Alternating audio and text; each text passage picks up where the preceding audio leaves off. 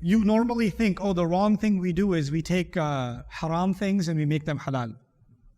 Nowadays, I would argue, equally big problem, you know what we're doing? We're taking halal things and we're making them haram. So the idea of Allah protecting us, how does Allah protect us? Allah protects us by guiding us. Allah's protection is delivered by Allah's guidance in the Quran. And this concept keeps on repeating itself. When in the story of Adam and Iblis, what did Allah tell Adam alayhi salam? I will send you guidance. And what did He warn us about Iblis? أَفَتَتَّخِذُونَهُ وَذُرِّيَّتَهُ أَوْلِيَاءَ مِن دُونِي? You want other protectors? You want Iblis to be your wali? Iblis is not my wali. Iblis is my misguider. He's there to misguide me. What is Allah doing? Allah is creating a connection between the concept of wali and the concept of guidance. I'm going to get ahead of myself and tell you something. That means if I develop relationships, if I develop connections, ties that start taking me away from guidance, then I have the wrong kinds of wali. I'll give you one example of that sticks in my head. I've noticed in the Muslim world nowadays, I've traveled to some countries, I don't want to name countries and embarrass them, but a lot of Christmas trees go up on Muslim country malls during December 25th season. And a lot of Muslim families living in Australia, living in Canada, living in the United States, living in England, put up Christmas trees during Christmas. And they put crescent moons on the thing. And instead of having a Santa Claus and the sleigh, they have the Santa Claus with a kufi on, and he has an axe, and the sleigh, the reindeer is getting his head. It's zabihana. Like, no, I'm kidding. This is just an idea. I think somebody should do it. I don't know. For Eid al-Adha, at least we should have like our own version, like Bismillah, Allahu Akbar, Bismillah, Allahu Akbar.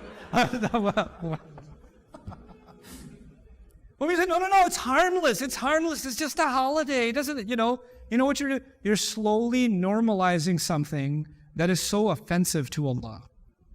The celebration of God having taken a son, right? You're normalizing that, and slowly things that Allah hates, you're not hating them that much, right? And slowly you're letting go of Allah as wali because of your friendship and closeness to others, right? I have very good, very close Christian friends. I have friends that are agnostic. I even have a friend who's Catholic and atheist. I don't know how that works, but it does for him. Somehow it works for him. At least in this dunya. I jokingly tell him. But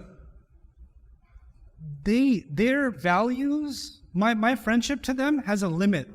And in some things, there is a bara'ah from them. In other things, there's sadaqah, there's friendship, I care about them, they care about me, we're bros. But in other things, there's a line that I will just not cross. And it's just not gonna, and they know it. They know it, And so this is actually a really important piece. The concept of Allah as our wali is connected to the concept of Allah as our guide. And that dictates the kinds of friendships we make.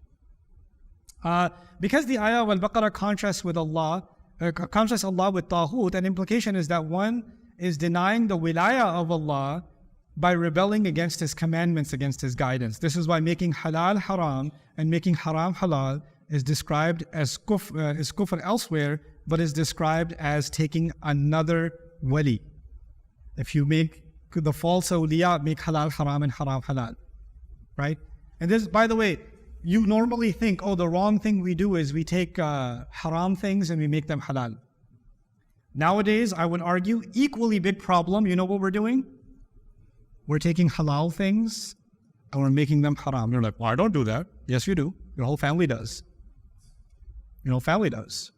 You have young men in your family that should be getting married, and they even like a girl and they want to get married, which is totally halal for them, and you're getting in the way. You're stopping it from happening. There are women that are old enough, they're adults, they're mature, they even have a job, whatever and they're ready to get married, and they want to get married, and the only thing stopping them is the ego of their family. or their family's worship of certain cultural outdated norms that have no relevance to this young lady. And so what she wants is halal, but apparently you want to make it haram for her. And when you do that, when you take the halal and you make it haram, then let me tell you this, everything that's halal is like a need Allah put inside us, like a river flowing, right? And when you make it haram, it's like you block that river. What's going to happen to that water? It's going to flood the city. It's going to go in all kinds of wrong directions. Do you understand what I'm saying? When we close the door of halal, the gates of haram bust open. And then you don't get to say the youth are doing haram. No. You stop the door of halal. So you open the doors of haram. And this is part of what Taghut does. Taghut wants us, the rebel against Allah, the one who wants to reject Allah's guidance, they want to take the haram and make it halal, and they want to take the halal and make it haram.